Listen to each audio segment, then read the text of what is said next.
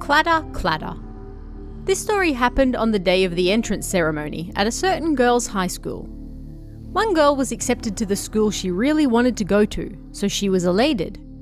Finally, the morning of the big day arrived. "I'm going now," the girl said loudly as she left the house. Normally, she was a rather energetic girl, and even though it was the day of the opening ceremony, she jumped on her bike to ride to school. But then, she was involved in an accident. A truck hit her, and she died instantly. The school was immediately informed. The news was incredibly painful, but they were unable to postpone the entrance ceremony, so they went ahead with it as planned. How sad her parents must have felt. And thinking about how upsetting this situation was, her new homeroom teacher was unsure of what to say and mostly carried out the ceremony feeling angry. How could this have happened? It was all he could do to hold in the scream he wanted to unleash. Of course, all the teachers knew of the accident that happened that morning, but in order to let the students enjoy their ceremony, they kept the news quiet from them. But several of the students already knew by that point. No, it might be better to say that most of them knew. They just didn't speak of it loudly like they might normally do.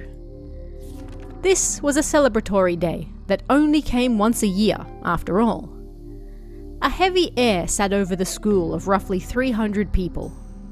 Once the ceremony in the auditorium was over, the new students moved to their designated classrooms. The students in the dead girls class also entered their classroom and sat down quietly. Only that girl's seat, in the middle of the classroom, sat empty. Everyone knew about what happened and wanted to talk about it, but they pushed those feelings back down. The teacher put both hands on his desk and looked at each student's pained expression one by one in silence. "I'm really going to have to say something, huh?" The teacher readied himself and then spoke. "You may all already know this, but someone who was to be your new classmate today was..." But then, they suddenly heard a clattering sound coming from somewhere nearby. It was faint, but in the silence, they could hear it. The teacher was annoyed. "Who is that? Who's making that noise at a time like this? Stop it." But the sound didn't stop, and instead, it started to get louder. The students muttered and looked around, and some waved their hands to indicate it wasn't them making the noise.